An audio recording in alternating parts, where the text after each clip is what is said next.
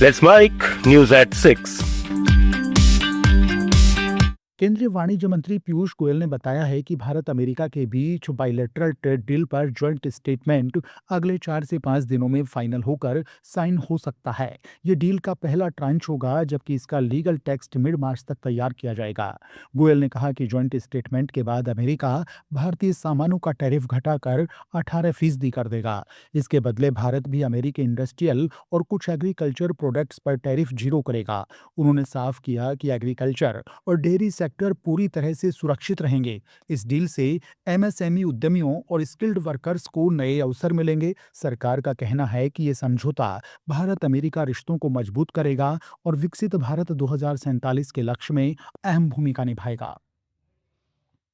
Share बाजार में आज तेज गिरावट देखने को मिली। सेंसेक्स 503 अंक टूटकर 83,313 पर बंद हुआ, जबकि निफ्टी 133 अंक गिरकर 25,642 के स्तर पर आ गया।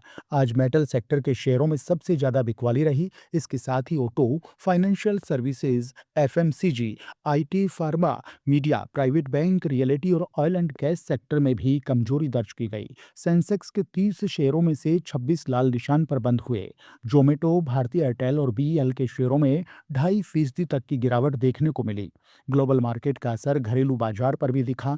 जापान का निक्केई और कोरिया का कोस्पी गिरकर बंद हुए, जबकि चीन का शंघाई कंपोजिट भी कमजोर रहा।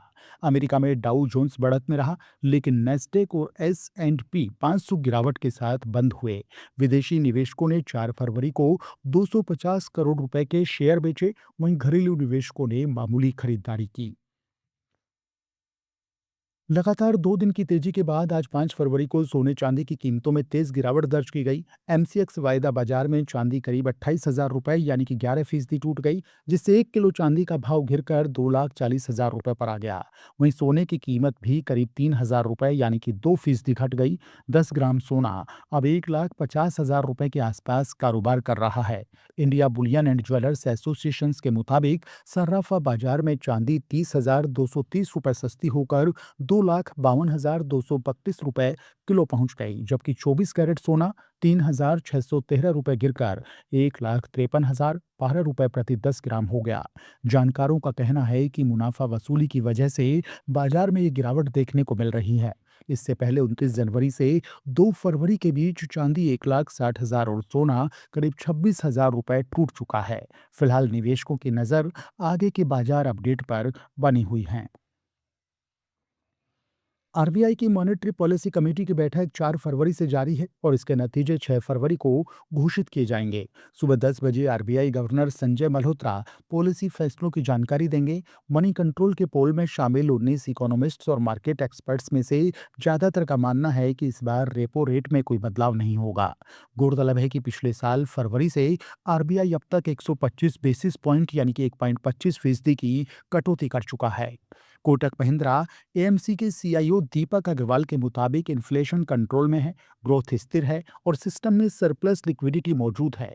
ऐसे में रेपो रेट 5.25% पर बरकरार रह सकती है। मार्केट एक्सपर्ट्स का कहना है कि आरबीआई का फोकस अब ब्याज दरों से ज्यादा लिक्विडिटी और फाइनेंशियल ट्रांसमिशन पर है। साथ ही केंद्रीय बैंक फिलहाल न्यूट्रल रुख बनाए रखते हुए जरूरत पड़ने पर आगे एक और कटौती का विकल्प खुला रख सकता है।